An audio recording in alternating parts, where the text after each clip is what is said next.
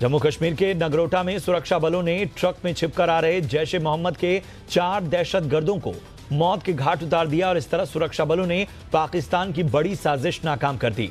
यह एनकाउंटर उस समय शुरू हुआ जब नगरोटा में टोल प्लाजा के बाद सुबह 5:30 बजे सीआरपीएफ और पुलिस के जवानों ने एक ट्रक को चेकिंग के लिए रोका।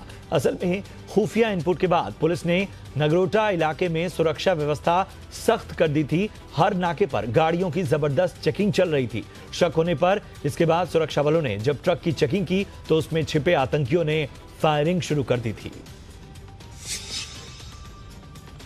जम्मू कश्मीर के गुपकार गुट पर बीजेपी हमलावर है। उत्तर प्रदेश के मुख्यमंत्री योगी आदित्यनाथ ने कहा कि जम्मू कश्मीर के मुद्दे को लेकर कांग्रेस पार्टी का जो दोहरा रवैया है वो राष्ट्रीय एकता के साथ खिलवाड़ है।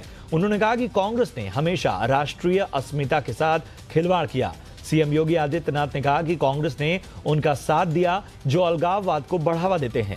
जम्मू कश्मीर के मुद्दे पर जो चेहरा सामने आया है वो साफ तौर पर नजर आ रहा है। जम्मू कश्मीर में धारा 370 छल से लागू करके कांग्रेस ने न सिर्फ अलगाववाद को बल दिया बल्कि आतंक को भी बढ़ाया। पश्चिम बंगाल में चुनावी सरगर्मी के बीच सियासी घमासान जारी है। मुख्यमंत्री ममता बनर्जी और राज्यपाल जगदीप धनखड़ में जुबानी जंग फिर तेज हो गई है। एक तरफ राज्यपाल ने कहा कि सियासी हिंसा बर्दाश्त नहीं करूंगा, वहीं दूसरी तरफ ममता बनर्जी ने बीजेपी पर हमला बोलते हुए कहा कि चुनाव से पहले राज्य में बाहरी गुंडों को लाया जा रहा है जो शांति भंग करने की फिराक में है। ममता बनर्जी ने कहा कि मैं जनता के साथ हूं, उन्हें चिंता करने की जरूरत नहीं। पुलिस को निर्देश दिया जा चुका है, कोई भी आप पर हमला नहीं करेगा। बंगाल डरपोक राज्य नहीं है। कांग्रेस के पूर्व अध्यक्ष राहुल गांधी ने एक बार फिर मोदी सरकार पर निशाना साधा है। राहुल ने एक चार्ट शेयर करते हुए कहा कि यह मोदी सरकार का रिपोर्ट कार्ड है जिसमें देश कोरोना मृत्यु दर में आगे, जीडीपी दर में पीछे है। इसके पहले राहुल ने कहा कि बैंक मुसीबत में है और जीडीपी भी। कांग्रेस के पूर्व अध्यक्ष राहुल गांधी ने जो चार्ट शेयर किया उसमें भारत की जीडीपी -10.3% दिखाई गई है, जबकि पाकिस्तान की जीडीपी पॉजिटिव बताई गई है। मध्य प्रदेश सरकार ने देश की पहली गौ कैबिनेट बनाने का फैसला किया है। ये गायों के संरक्षण और संवर्धन के लिए काम करेगी। मुख्यमंत्री शिवराज सिंह चौहान ने ट्वीट करके इसकी जानकारी दी। इसके पहले बैठक जो होगी वो पहली बैठक गोपाष्टमी यानी 22 नवंबर को होगी। 12 बजे इस बैठक को गौ अभयारण्य मालवा में रखा गया है। राज्य शासन ने गौ कैबिनेट गठन का आदेश जारी कर दिया है और इसके अध्यक्ष राज्य के मुख्यमंत्री शिवराज सिंह चौहान होंगे। सीबीआई की छानबीन के अधिकार क्षेत्र के बारे में सुप्रीम कोर्ट ने बड़ा फैसला किया है। उच्चतम न्यायालय के मुताबिक अब सीबीआई जांच के लिए संबंधित राज्य से अनुमति लेना जरूरी होगा। सुप्रीम कोर्ट ने कहा है कि दिल्ली विशेष पुलिस स्थापना अधिनियम संघीय चरित्र के अनुरूप है। बता दें कि सीबीआई दिल्ली विशेष पुलिस स्थापना अधिनियम 1946 के जरिए शासित होती है।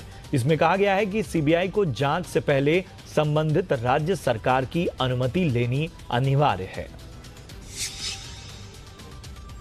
कोरोना की बात करें तो दिल्ली ही नहीं, धीरे धीरे देश में कोरोना अब रफ्तार पकड़ता जा रहा है। मंगलवार को जहां 38,617 नए मामले सामने आए, वहीं बीते 24 घंटे में 45,500 से ज्यादा नए केस मिले। इसी के साथ देश में कुल संक्रमितों की संख्या 89,58,000 के पार पहुंच गई है। लेकिन राहत की बात यह है कि संक्रमण से ठीक होने वाले मरीजों की संख्या भी 83 लाख के पार पहुंच गई है। देश में इस समय 4,43,000 से ज्यादा एक्टिव केस हैं। कोरोना से अब तक 1,31,500 से ज्यादा लोगों की मौत हो चुकी है। इधर दिल्ली में कोरोना भयानक रूप लेता जा रहा है। राजधानी में कोरोना से बीते 24 घंटे में रिकॉर्ड 131 लोगों की जान गई है, जबकि इस वायरस से करीब 7,500 लोग संक्रमित हुए हैं। इसके बाद दिल्ली में संक्रमितों की संख्या 5,03,000 के पार चली गई है। 42,000 से ज्यादा लोगों का इलाज अब भी राजधानी के अस्पतालों में चल रहा है। दिल्ली में लोगों में कोरोना से संक्रमित होने की दर 12% से ज्यादा है। हालात को बिगड़ता देख दिल्ली के मुख्यमंत्री अरविंद केजरीवाल ने आज सर्वदलीय बैठक बुलाई। दिल्ली में कोरोना के बढ़ते मामलों पर हाईकोर्ट सख्त हो गया है। दिल्ली हाईकोर्ट ने गुरुवार को इस मामले में सुनवाई करते हुए केजरीवाल सरकार को फटकार लगाई। हाईकोर्ट ने कहा कि दिल्ली में शादियों में मेहमानों की संख्या कम करने का फैसला लेने में अब तक इंतजार क्यों किया गया? 18 दिन तक दिल्ली सरकार क्या करती रही? वहीं दिल्ली में बढ़ते कोरोना के मामलों पर मुख्यमंत्री अरविंद केजरीवाल ने बड़ा बयान दिया है। केजरीवाल ने कहा है कि दिल्ली में मास्क न पहनने वालों पर 2000 रुपए का जुर्माना लगाया जाएगा। साथ ही उन्होंने लोगों से छठ का त्योहार घर में ही मनाने की अपील की। केजरीवाल ने कहा कि इससे कोरोना का संक्रमण बढ़ने का खतरा है।